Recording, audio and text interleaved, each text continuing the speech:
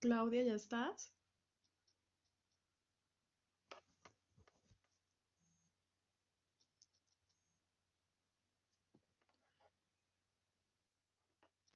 Y buenas noches, ya estoy. Hola, buenas noches. Buenas noches a todos. Como bien saben, daremos inicio al primer café tutorial en ejecución, control y cierre de proyectos. Esta vez nos acompaña la profesora Claudia Paipa y la metodología, pues ya saben, es hacer preguntas. Ahí en la parte inferior de la pantalla, mano derecha de ustedes, se encuentra, no, en el centro hay una manito arriba que quiere hacer preguntas, oprime y hace la pregunta. Le doy la palabra. Entonces iniciamos. ¿Me escuchan?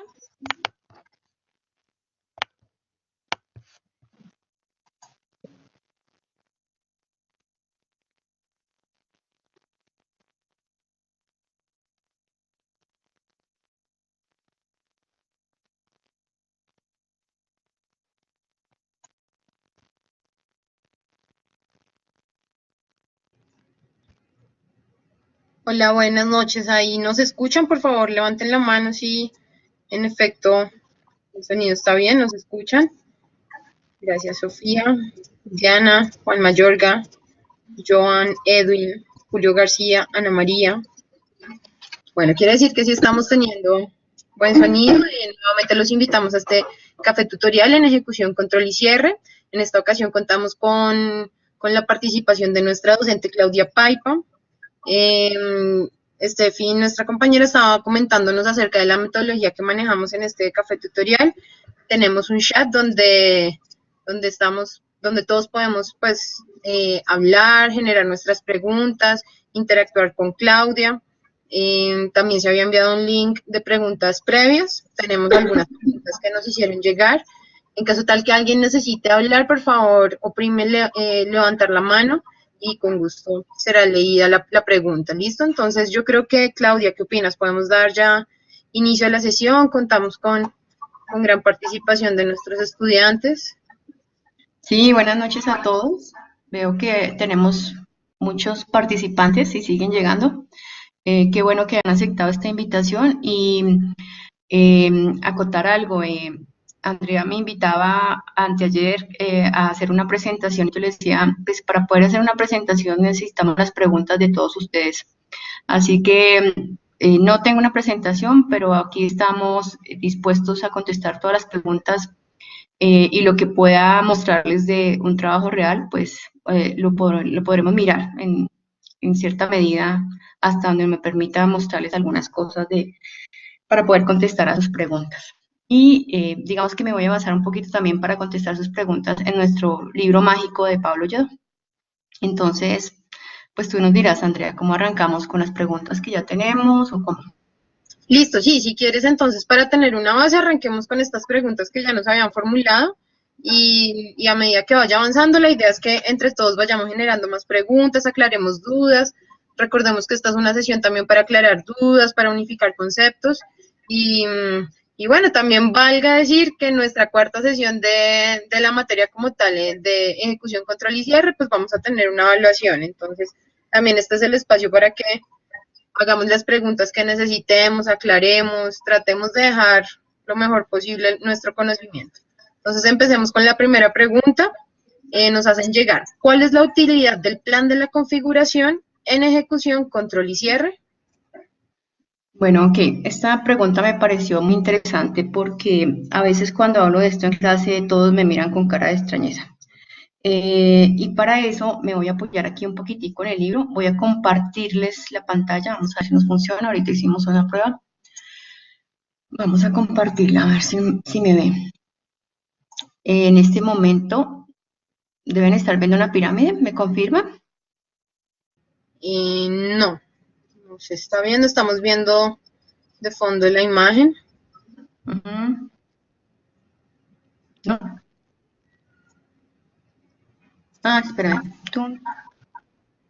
Ahí. Sí, ¿La ya, ahí vemos? ya lo vi.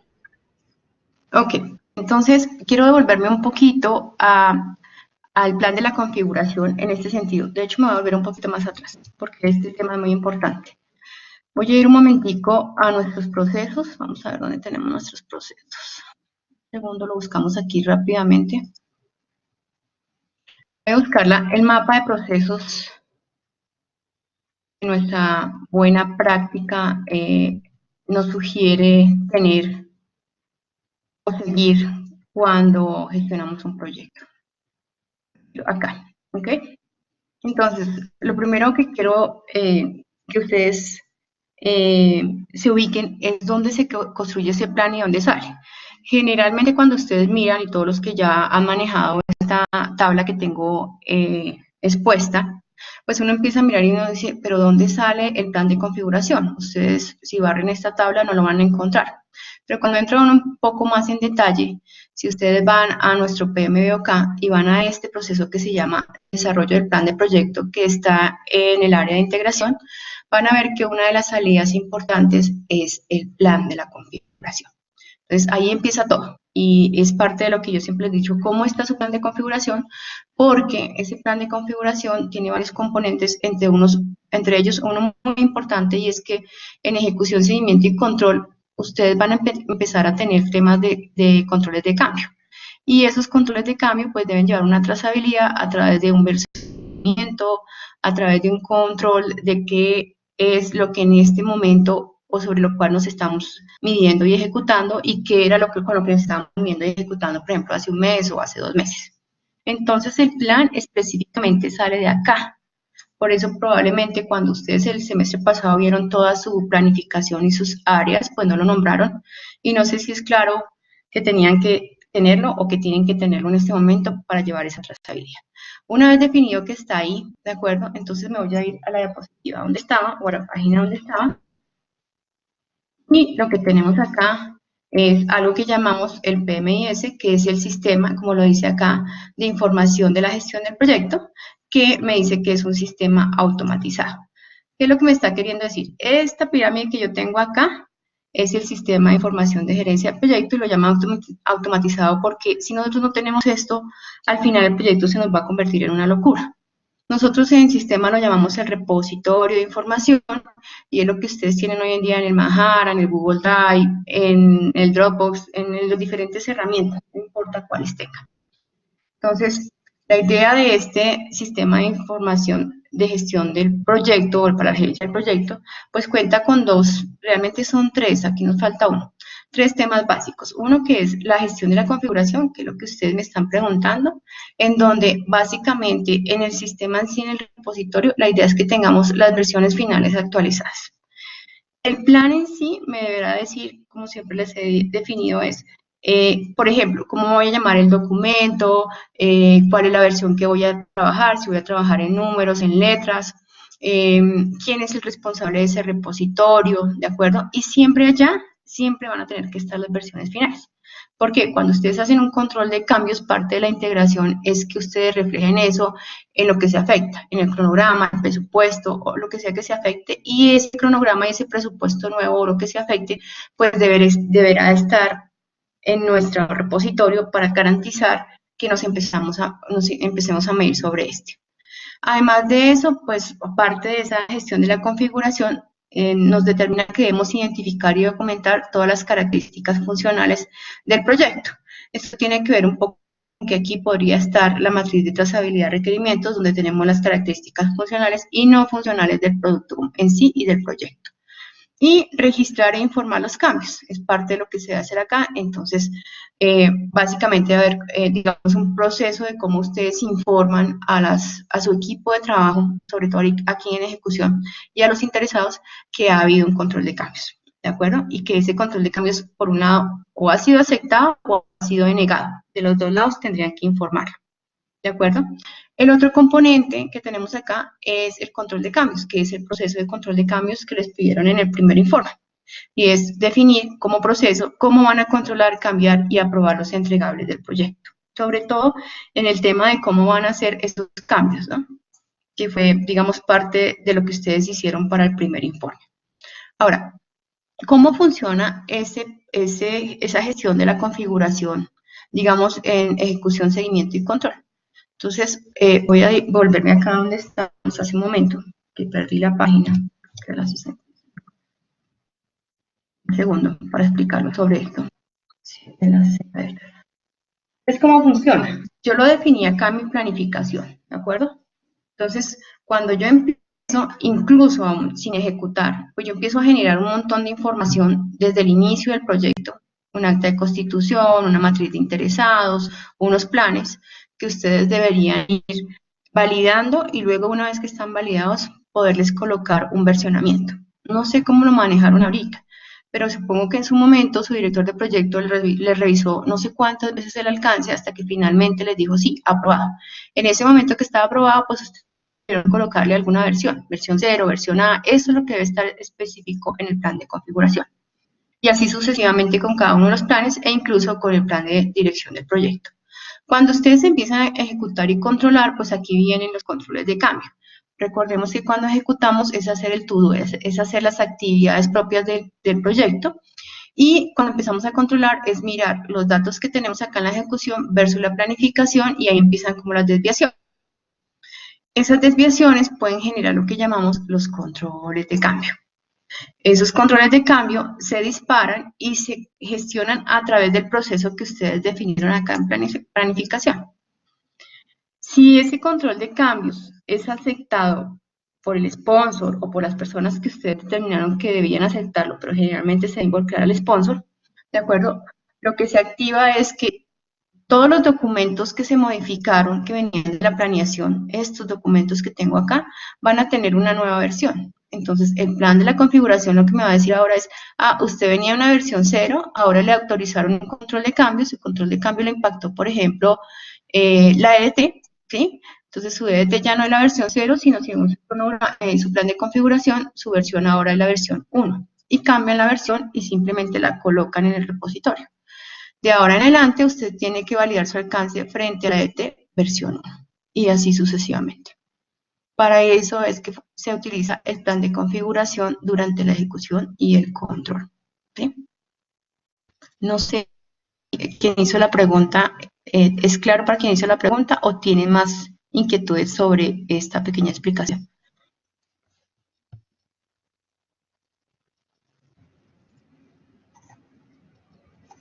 Creo que no hay comentarios al respecto. De pronto, si alguien quiere comentar algo, por favor, háganoslo saber a través del chat. Está habilitado para que generemos más preguntas, generemos sugerencias. Yo quisiera mostrarles esto aquí rápidamente. Yo les he hablado que estamos manejando un portafolio de proyectos grande, entonces lo primero que nosotros entramos a hacer fue la gestión de la configuración y fue definir el repositorio. Entonces yo lo tengo acá en Google Drive y es este. Entonces fíjense que uno empieza a definir, no sé si lo están viendo lo que estoy haciendo? Estoy en este momento como en el explorador. Sí, señora. Entonces, fíjense que yo tengo un portafolio, mi portafolio tiene varios, esto yo lo llamamos programas porque dentro de ellos hay varios proyectos. Entonces, por ejemplo, si yo me meto acá a implementación ¿cómo se llama el programa? Voy a entrar, están todos los proyectos que tengo, ¿sí? Y si entro, por ejemplo, a este que tengo acá, entonces tengo inicio, planeación, ejecución, seguimiento y control y cierre. Esto es parte de la configuración. Entonces, por ejemplo, si entro a seguimiento y control, yo tengo las actas, los cambios, los compromisos, los informes, los riesgos. Si entro a informes, tengo los informes por cada una de las fechas que hacemos los cortes. Y si quieren ver los documentos, fíjense que los documentos tienen un formato preestablecido y una versión, ¿la ven? La versión y la fecha. Por ejemplo, este informe, yo sé que este informe le hicieron una corrección, ¿de acuerdo? Por la fecha en que la entregaron y por la versión. Eso es el plan de configuración. Todo lo que les estoy mostrando, desde la construcción o definición del repositorio hasta todo como lo nombramos, etc. De hecho, debe haber un documento, la verdad no sé dónde está ahorita, que define ese plan de configuración. Pero eso es básicamente, y esto ayuda un montón, porque si ustedes no saben cuál es la última versión, pues difícilmente van a poder gestionarlo. Julio nos levantó la mano, entonces, por favor, indícanos cuál es tu pregunta a través del chat.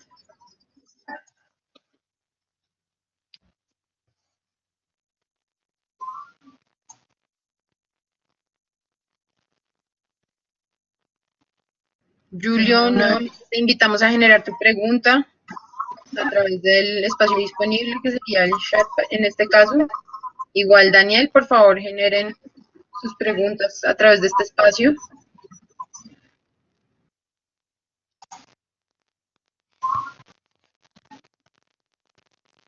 Julio habla. Escribe tu pregunta por el chat. O que hable, ¿no? O Que habilite sí, el micrófono. espera, Más sí, fácil. espera los habilito. Espera, ya habilito micrófonos.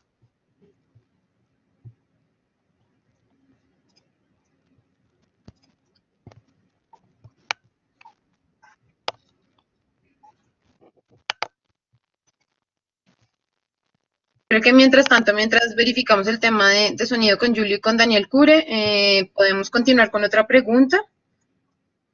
Claro, dígame. Entonces sería, ¿cuál es la manera más recomendable de presentarle avances del proyecto al sponsor y o cliente?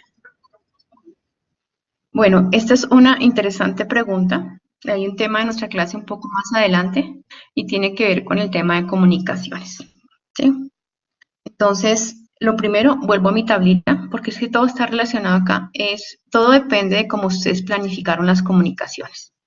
Si me vuelvo un poco más allá, todo depende de los interesados que ustedes identificaron. Entonces, cuando me dicen cómo presentar los informes o los avances digamos, a los interesados, pues nos toca saber qué tipo de interesados son, ¿sí? Porque cada interesado puede tener diferente óptica o diferente visión o diferente conocimiento o con cada grupo de interesados vamos a tener solo unos espacios cortos, etcétera, etcétera.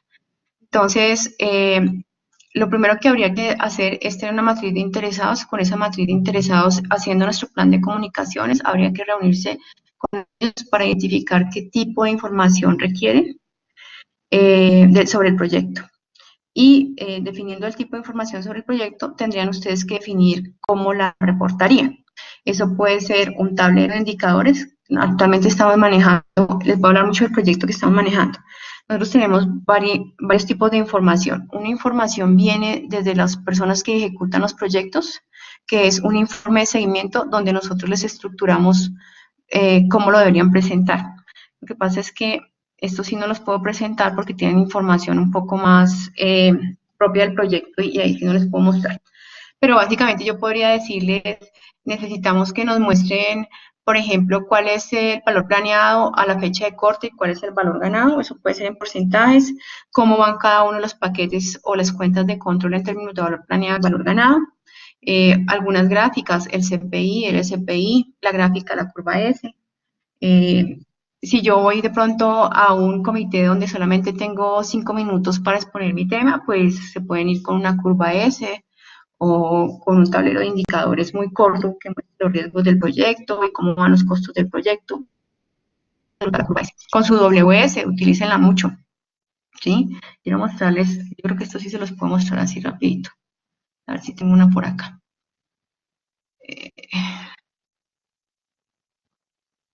A ver si abre. No sé si lo están viendo. Vamos a ver si aquí me deja. Quiero mostrarles, miren, cómo utilizo la WS. Es la misma WS que ustedes sacan con el WS Chart Pro. Y con esta que les estoy mostrando acá, si ven en colores, con esto yo me demoro haciendo el comité 4 horas. Solo con esta, porque te empiezan a preguntar, ¿no? ¿Por qué algunos están atrasados? ¿Por qué ha pasado con nosotros? Etcétera, etcétera. Esto es para un comité gerencial.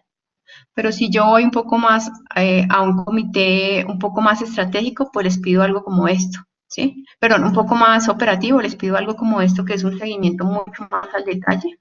Y creo que de esto hay una pregunta, Andrea, y me puedo adelantar, que este es un seguimiento al detalle de los entregables. Eso que estoy mostrando acá es una matriz de trazabilidad, ¿sí? Es que está el nombre del entregable, la descripción del entregable, fecha de inicio y finalización, los requisitos, los criterios de aceptación, todo esto que está en naranja viene de la planeación. Pero como yo quiero un seguimiento punto a punto, entonces aquí está el seguimiento, que era algo de lo que les explicaba en clase. Aquí está la fecha de seguimiento de los entregables a través de una matriz. Esto lo hace equipo en detalle, Esto yo no lo llevo a un comité de gerencia. El resumen de esto es lo que yo llevo al comité de gerencia. Y aquí me muestra cuál era el avance de cada entregable a cada fecha de corte. ¿Sí? Me dice el estado, está en curso, está planeado, está trazado. Si está trazado me dice cuál es de atraso, las observaciones y generalmente si hay un acta, perdóname, si está cerrado debería haber un acta, ¿sí? O si se hizo una reunión sobre él, debería haber un acta. Y así lo sigo llevando en detalle en cada uno de los seguimientos, si se están dando cuenta, ¿sí? Entonces, esto podría ser un tipo de informe de nivel un poco más operativo de las personas del día a día del proyecto. Mientras el otro que les mostré es un poco más para un comité gerencial o un comité táctico. No, táctico no, más bien gerencial o estratégico, ¿sí? Pero ¿de qué depende de eso? Vuelvo e insisto, de cuando hicieron aquí un análisis en comunicaciones y dijeron, venga, ¿cuáles son mis interesados? Entonces, siento con el sponsor y le digo, ¿usted qué quiere ver? ¿Qué información quiere ver? ¿Quiere ver cómo quiere que sea presente? ¿Quiere que hagamos un comité? ¿Quiere que se la envíe por un correo? Todo eso tienen que preguntarlo. Por eso el plan de comunicación dice qué comunicar, cómo comunicar, ¿sí? ¿Quién es el responsable? ¿Qué frecuencia? ¿En qué formato? Eso es importante. Eso es lo importante del plan de comunicaciones, ¿sí? En el proyecto que les cuento, nosotros tenemos un informe como el que les mostraba ahorita, donde está la matriz de entregables a nivel detallado, cómo van los riesgos a nivel detallado. Creo que algo de riesgos también les puedo mostrar.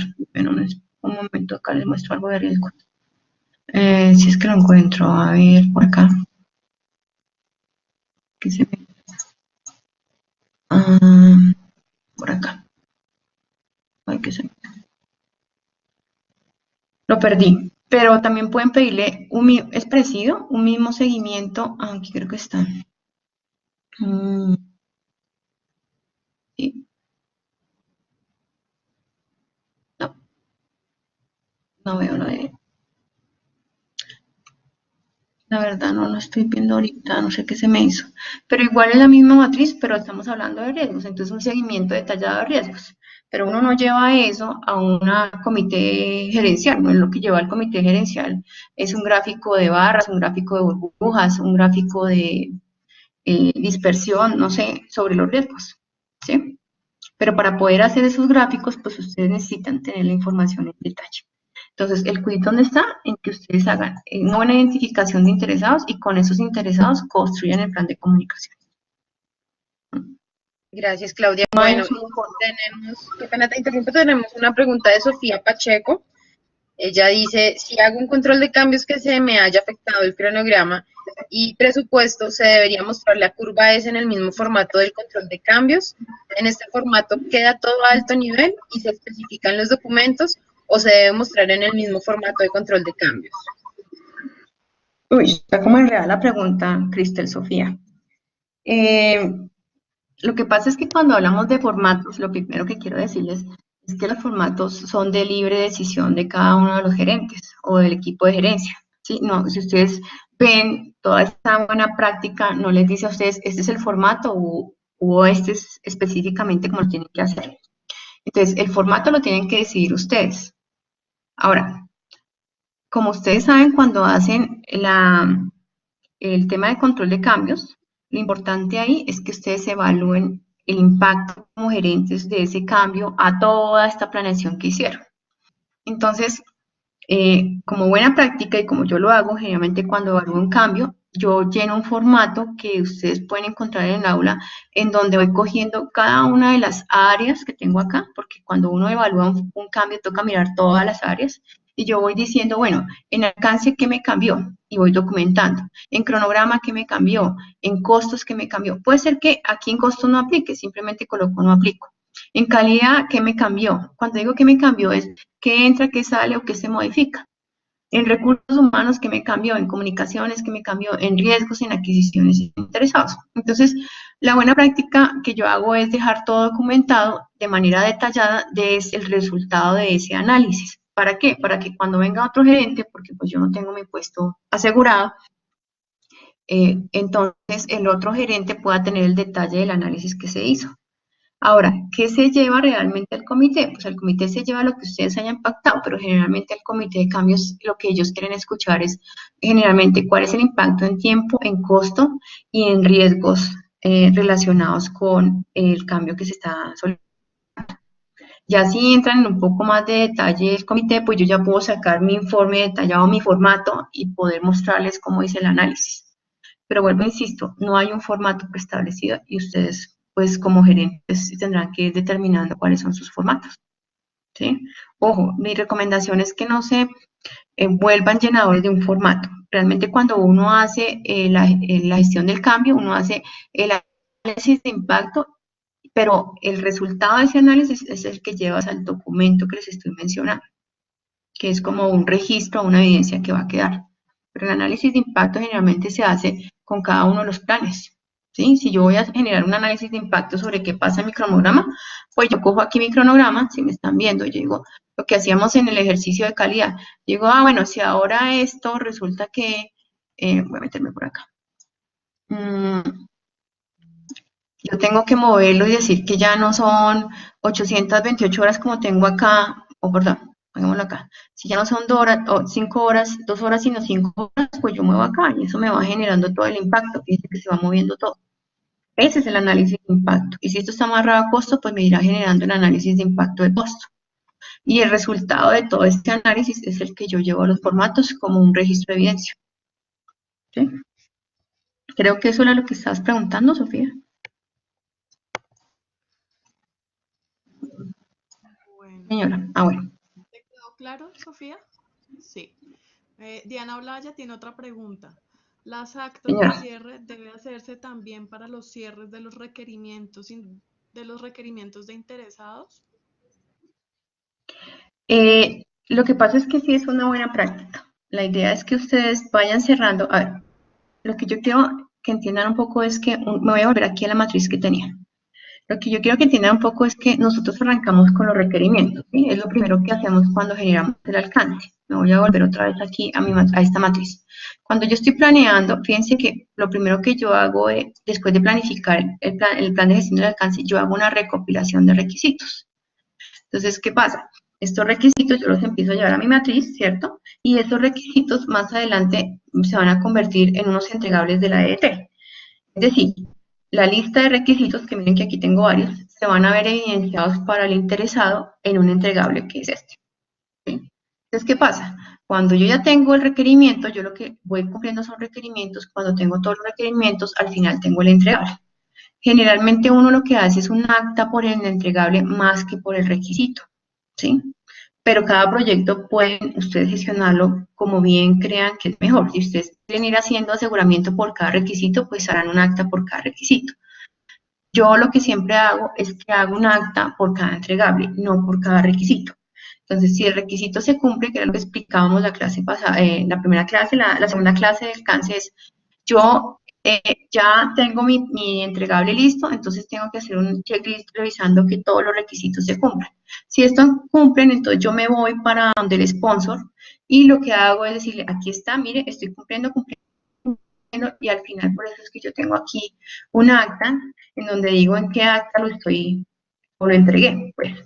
Ahora, también puede suceder que este entregable o este requisito en sí tenga una modificación, ya sea el entregable porque tiene más o menos requisitos o porque un requisito cambie. Eso sería un control de cambios. Entonces, tendría que evaluar el análisis hacer el análisis de impacto, todo el cambio, llevarlo al comité y si me lo aprueban o me lo niegan, igual voy a tener aquí un acta. Entonces, aquí tendré mi seguimiento, una observación de que esto fue a un comité de control de cambios, si me lo aprobaron, ver acta tal. O me lo negaron, ver acta tal. Es básicamente para eso. No sé si eso contesta la pregunta de Diana.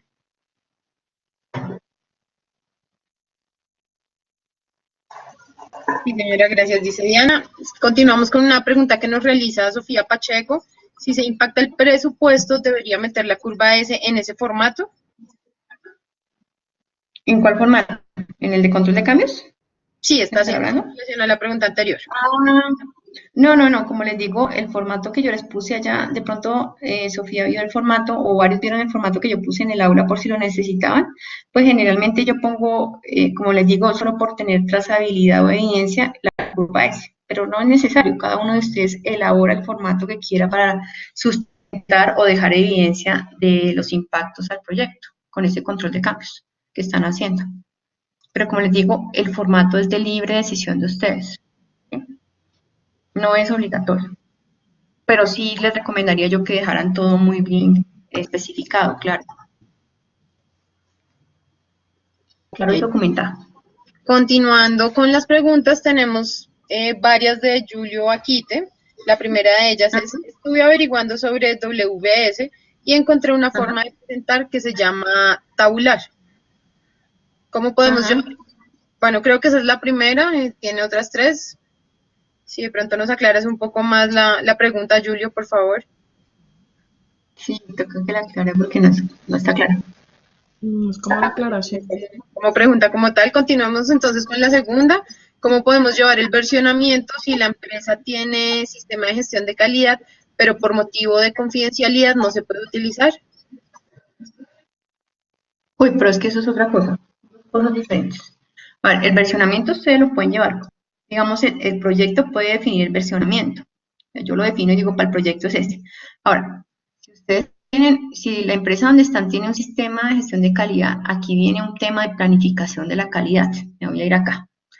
Cuando ustedes planifican la calidad, una de las cosas interesantes que deben hacer es preguntar si la empresa requiere que su proyecto se alinee con el sistema de gestión de calidad de la organización. Es decir, que lleven los formatos y las versiones que la empresa maneja. Eh, pero lo que no me es claro para mí de la pregunta de Julio es el tema de confidencialidad, porque ese es otro tema no relacionado con el versionamiento, no tiene que ver con el versionamiento, o no es clara la pregunta que nos está haciendo Julio.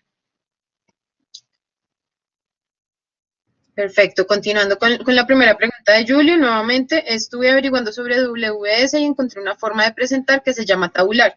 ¿Se puede usar este método? No lo conozco, no sé en dónde lo encontró, tendríamos que mirarlo, pero podríamos darle la respuesta en el próximo café tutorial, porque nos tocaría empezar a investigar. No sé dónde buscó el tema, no lo conozco. Que podríamos dejar, sí, la Nos toca pregunta para dejarla, tomamos nota acá nosotros nos para toca dejarla, la investigación para el siguiente sí, en el capítulo. Padlet. Sí, señora. Bueno, ¿Cómo se llama continuamos. la técnica? Método tabular, nos dice él. Perdóname, ¿cómo se llama? Ok, listo, dale, yo voy mirando acá, vamos Ok. haciendo dos cosas. Ven, me preguntan. Con la siguiente pregunta de Julio, en la matriz de trazabilidad se hace seguimiento a los hitos del proyecto. No, los hitos del proyecto, muy buena pregunta.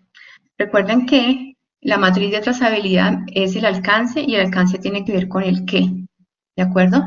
Los hitos están en el cronograma y tienen que ver con el cómo, son las actividades. El seguimiento a hitos se hace en el cronograma.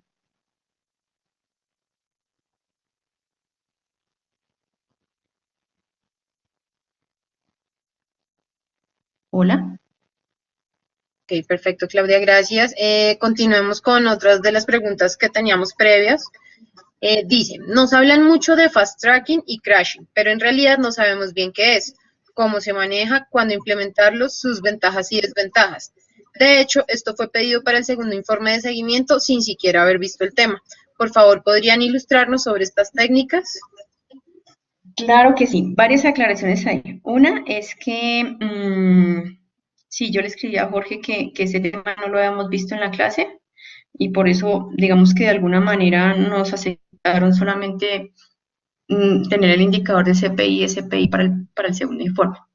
La segunda aclaración es que nuestra clase siguiente para todos, la clase 4, vamos a hablar del tema específico de crashing y fast tracking, pero igual quiero mostrarles un poquito de lo que vamos a explicar. Y lo voy a explicar con un diagrama de Gantt, perdón, con un diagrama de red. Entonces aquí estoy metida en el proyecto, ustedes están viendo, ¿sí? Cuando no vean me cuentan porque en la explicación. Entonces voy a entrar al cronograma, estoy mirando un diagrama de red. Lo ven ahí chiquitico porque hay muchas actividades, ¿cierto? Incluso este diagrama de red me permite determinar que este cronograma puede tener algunas falencias en cuanto a que algunas actividades están sin amarrar, ¿cierto? Están sin predecesoras, pero bueno, ese no es el caso. Lo primero que quiero aclarar es que las técnicas de crashing y fast tracking, como lo vamos a ver en clase, no solamente se utilizan durante el seguimiento y control, sino que también son técnicas que podemos aplicar en planeación cuando necesitamos, o más bien cuando estamos planeando el proyecto y nos estamos dando cuenta que no estamos cumpliendo, por ejemplo, una restricción en fecha que el sponsor me está dando, entonces ahí podemos aplicar las técnicas. En ejecución, seguimiento y control son técnicas que podemos aplicar para recuperar específicamente, digamos, los atrasos que pueda tener el proyecto en cierto momento. ¿Sí? Yo lo voy a explicar con este diagramita. Supongamos que esta es mi línea base, ¿de acuerdo? Y yo estoy en este momento, en donde está la negrita, es el momento de medición. Vamos a suponer que estamos ahí. Y tenemos un atraso en nuestras actividades, ¿cierto? Y yo quiero implementar una técnica que me permita desatrasar el proyecto. Entonces, cuando hablamos de crashing, lo que pasa es que no va a servir.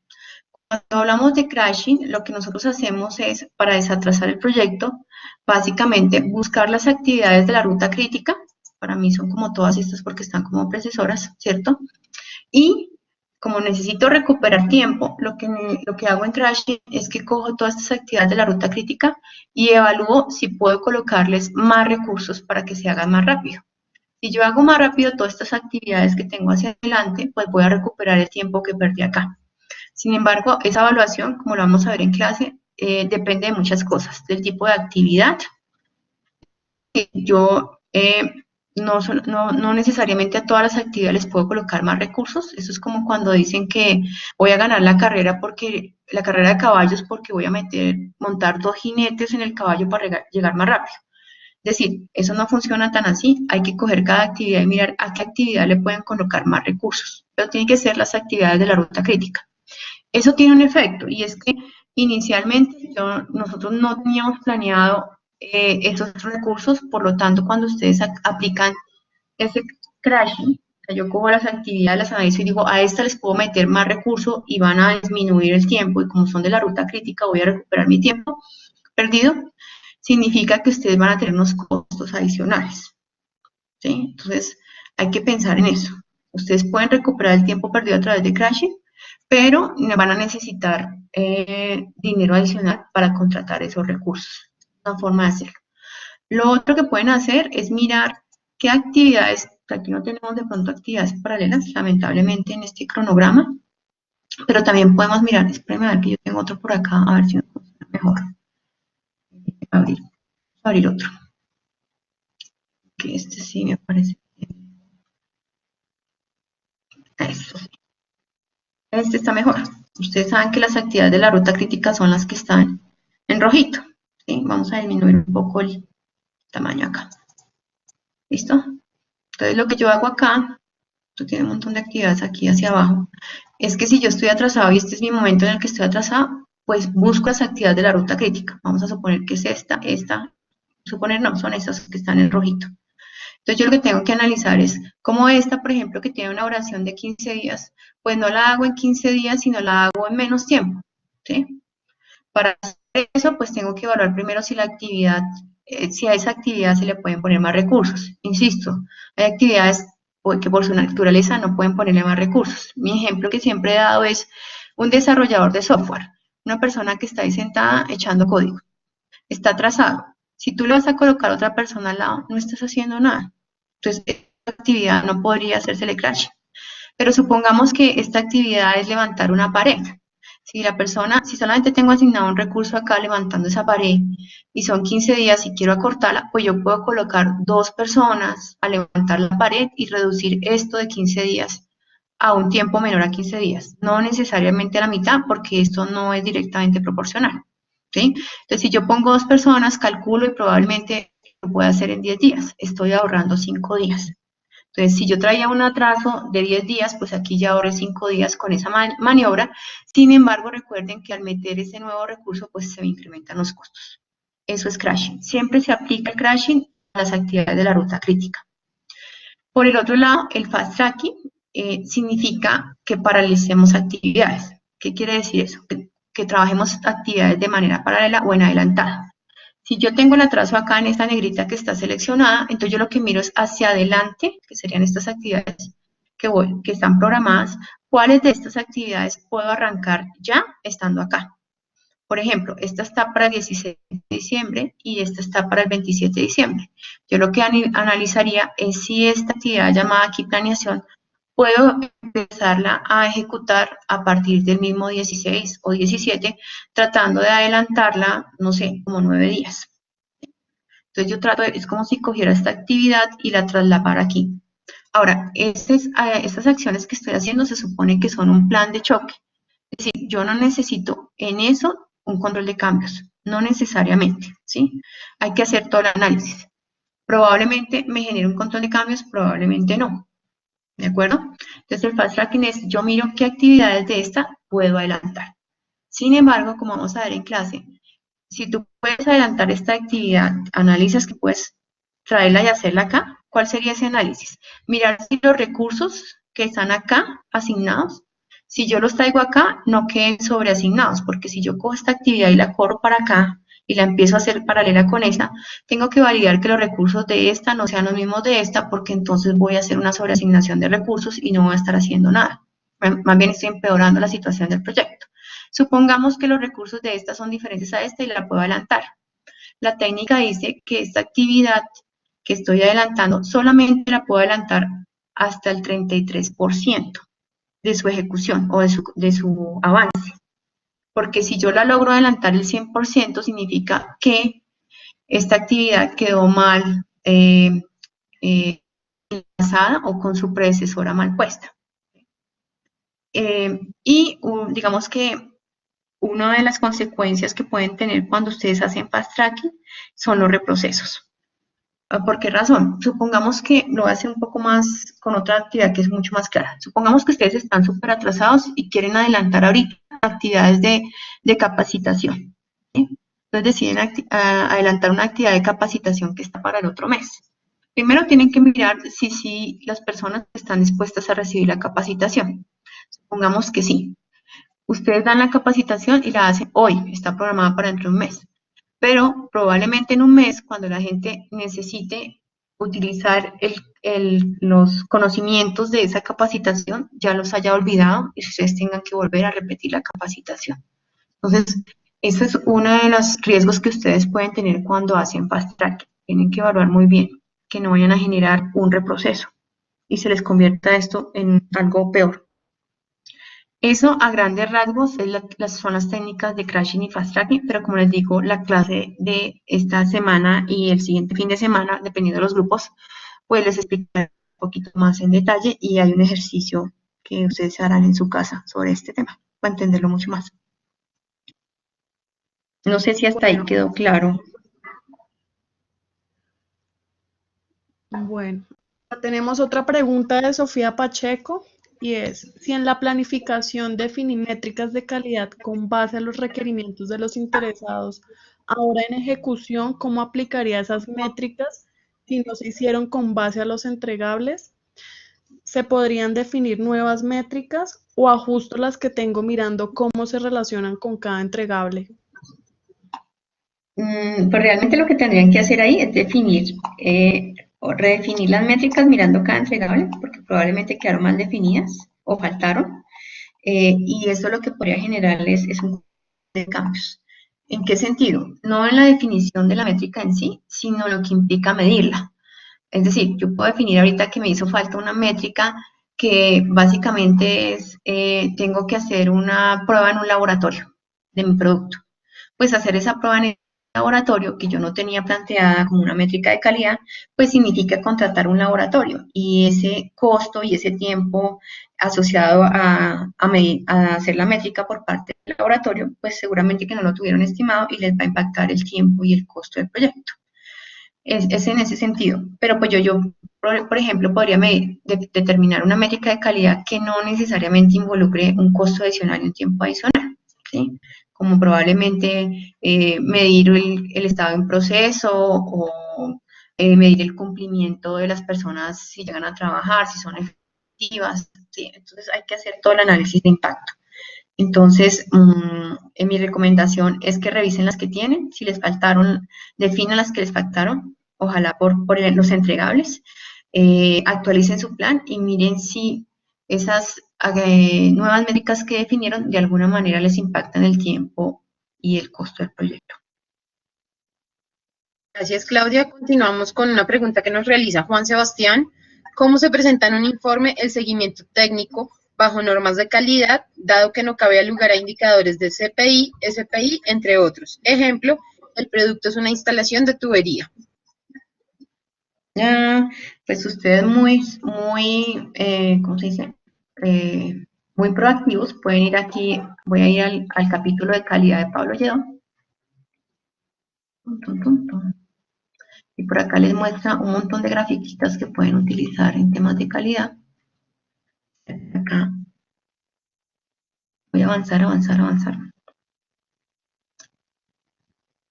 Resulta que hay unas grafiquitas que podemos utilizar, pero eso depende del tipo de producto. Igual estas son las que ellos nos recomiendan, pero cada producto pueden investigar y mirar cómo lo pueden mostrar.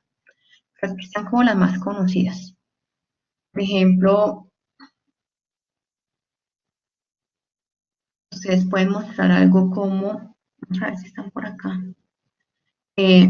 Perdóname, la pregunta es de mostrar el avance, básicamente, lo que nos decía la persona que nos está preguntando, Andrea. Que tiene, por ejemplo, una instalación de tubería, para lo cual no aplicaría indicadores de CPI, o sea, como los propios del proyecto. Entonces, que cómo podría presentar un informe en cuanto a normas técnicas de calidad. Ok, pues es que depende de la norma, ¿no? Por ejemplo, no sé qué quiere representar. Que ahí me toca entrar un poquito más en detalle, pero pueden utilizar un diagrama de frecuencia, un histograma, como el que estamos mostrando acá. Yo digo, no sé, la meta, entonces, de la norma que tienen que cumplir es que la meta es que nos dé 9. Entonces, aquí puedo trazar una línea que es la meta y en las mediciones nos ha dado eso.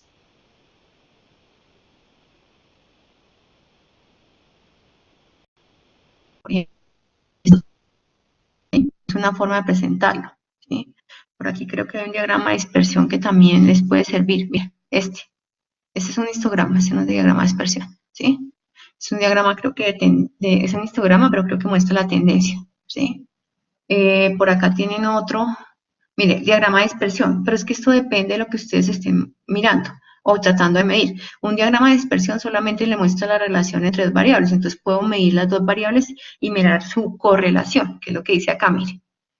Yo puedo decir, por ejemplo, no sé de lo de la tubería, pero les voy a dar un ejemplo. Quiero mirar la relación entre por qué las puertas de mi construcción, las puertas de madera de las habitaciones se están desformando, relacionados, no sé, con el peso de las columnas sobre las cuales están colocadas, ¿sí? Entonces puedo mirar la relación a través, o mostrar la correlación de el peso de las columnas sobre las puertas y eso es lo que puede estar dañando las puertas. Entonces uno puede hacer un diagrama de correlación, ¿sí? Eso en términos de, digamos, de defectos, si es lo que quiere mostrar, ¿sí? Bueno, ahí les da hartos ejemplos, Pablo. Mire, un análisis de tendencias pueden hacer. Por acá hay un diagrama, uno que me gusta mucho, que es el diagrama de control. A ver si lo encontramos. No necesariamente, el CPI y el SPI solamente es para medir proyecto, ¿no? Eso no es para medir producto. Voy al diagrama de dispersión. Hay un diagrama de dispersión que les puede servir, pero no lo veo. Mire, hay un diagrama de afinidad, la lista de verificación. A ver, vemos el diagrama de dispersión, que es importante. Perdón, el diagrama de control.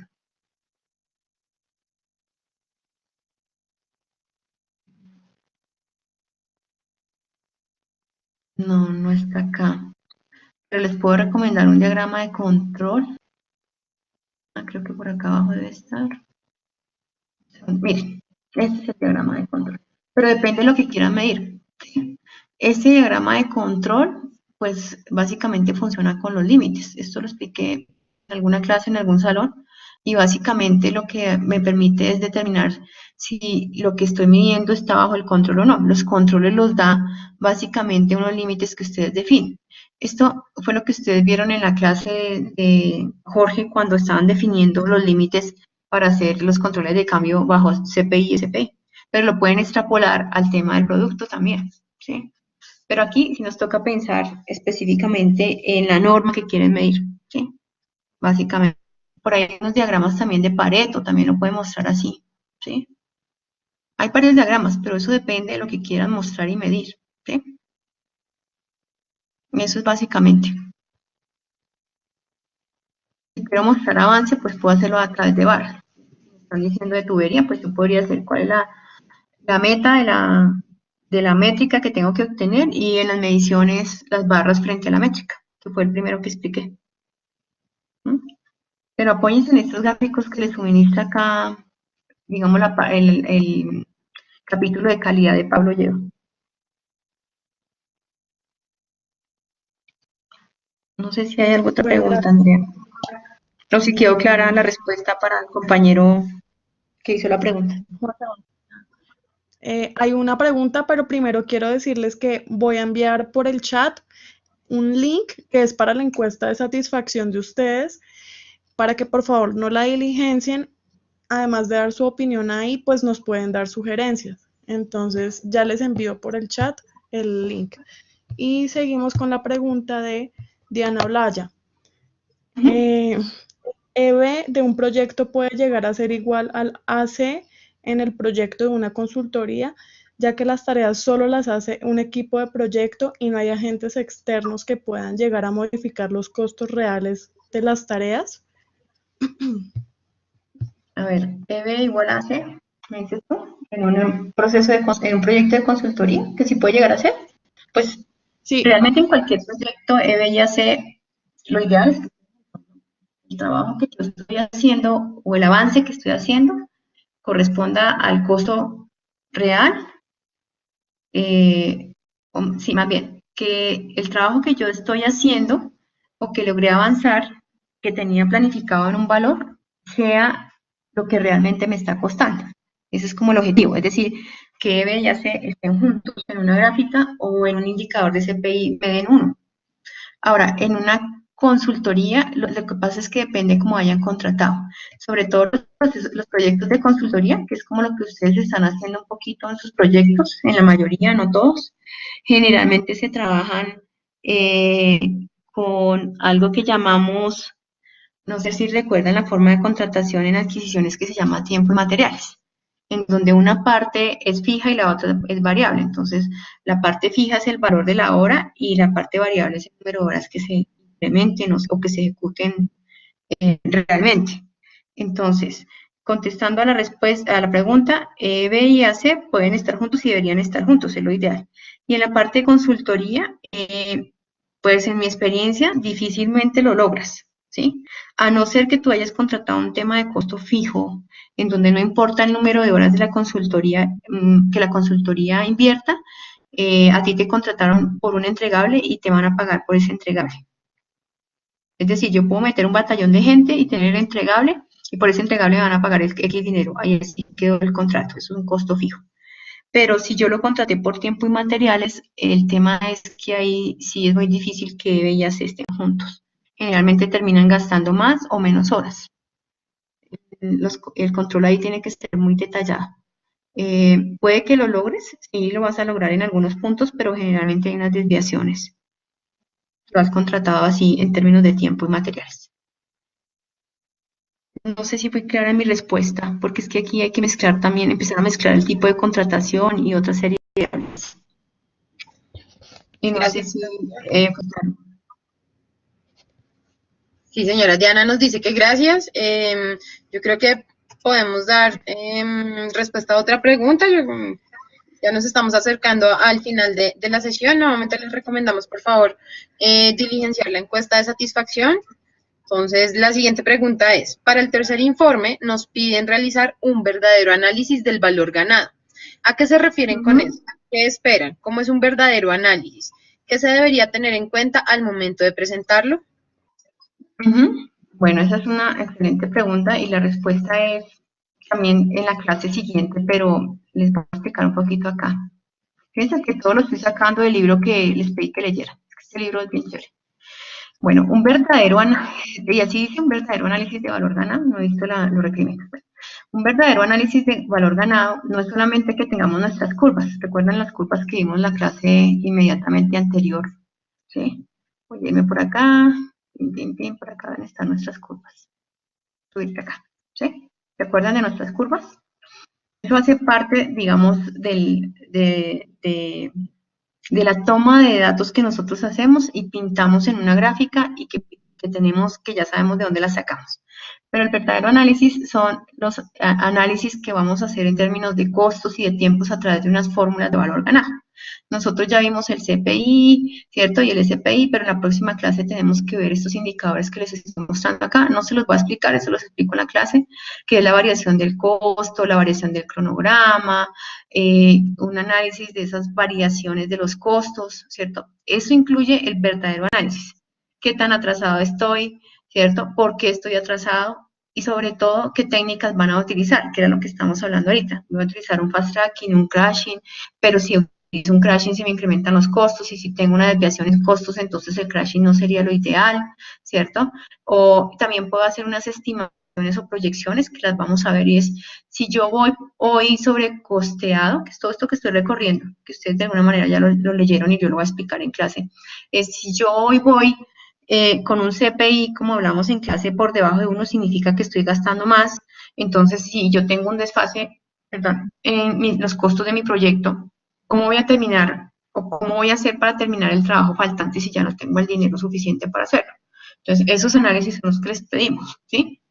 ¿Qué harían ahí? Ahí nos toca buscar cómo recuperamos el dinero perdido, cómo recuperamos el tiempo perdido sin afectar los objetivos del alcance, perdón, los objetivos del proyecto. Ahora, también hay que determinar las causas por las cuales los indicadores no nos están dando. La causa es porque el proyecto en sí, los participantes del proyecto, el gerente y su equipo de trabajo, como diría yo, se durmieron en el laboratorio, o la causa es porque el sponsor se durmió en los laureles y no nos dio la información y ahora es culpa de él. Entonces, eso es lo que le llaman un verdadero análisis.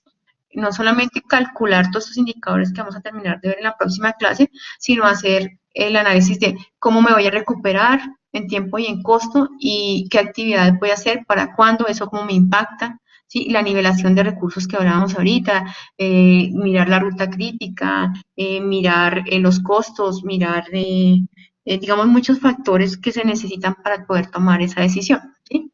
Y luego, cuando ustedes realmente han ejecutado su plan, me voy a subir por acá, su curva debe mostrar eso, ¿sí? Voy a darles un ejemplo. Aquí el EV es el punteado verde, el que estoy señalando. ¿Bien? Si ustedes se dan cuenta, aquí digamos que el trabajo ha sido generalmente constante porque la curva no es tan curva, es más lineal, ¿cierto? Aquí hubo un punto en donde se incrementó un poco más el trabajo. Probablemente aquí aplicaron alguna técnica para recuperarse porque ellos están atrasados si se dan cuenta. Aquí había más atraso que aquí y entonces uno logra ver que alguna de las técnicas que pudo ser crashing o les está funcionando y están disminuyendo la brecha. Eso es lo que tienen que analizar.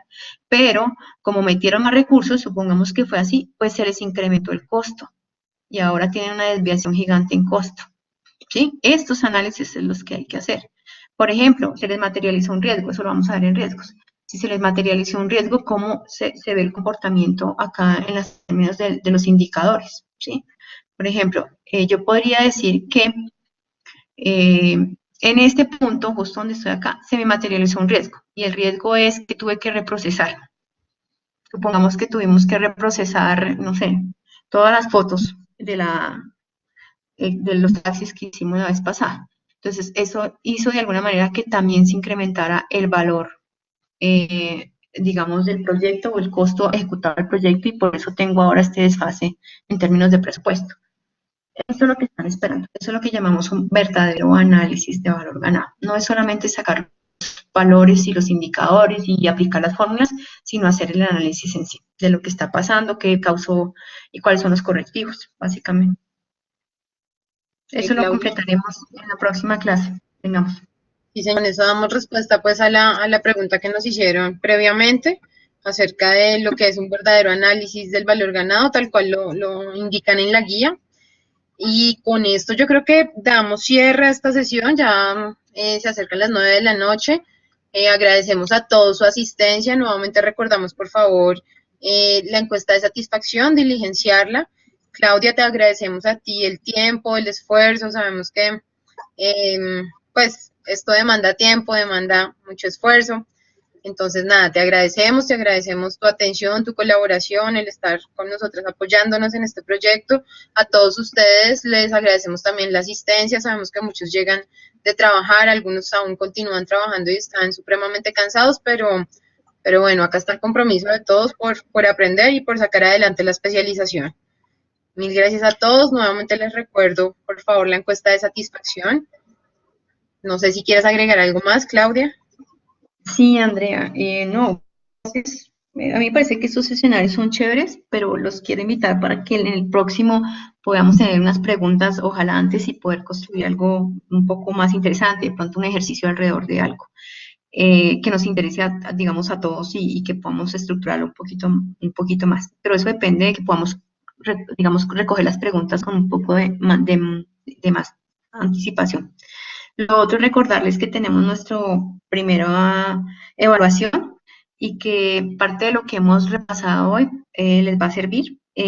Por favor, recuerden que vamos a acumular todas las clases repasen lo que es en lo que es la diferencia entre ejecución, seguimiento y control, que fue nuestra primera clase, entre lo que es validar y controlar el alcance y asegurar y controlar la calidad. Y practiqué mucho el tema de valor ganado en términos de saber interpretar no solo la curva, sino los valores específicamente, ¿no? O sea, si yo tengo, vuelvo a lo mismo, un EB de 5.000 y debería tener un PB de 6.000, pues yo ya sé que voy atrasado. Ese tipo de cosas practíquenlas. Acuérdense que ustedes no necesitan las fórmulas, lo único que hemos visto es CPI y SPI, pero no van a necesitar ningún tipo de fórmulas, ¿de acuerdo? Entonces, eso es, básicamente es recordar lo que hicimos en clase y ya, echarle una letra a eso, básicamente, porque yo sé que ustedes han estado muy juiciosos con los seguimientos de su proyecto y eso les ayuda. Muchísimas gracias y entonces nos vemos en clase. Claro que sí, Claudia, mil gracias nuevamente y a todos ustedes muchas gracias por asistir, que tengan una muy feliz noche. Bueno, hasta luego. Descansen.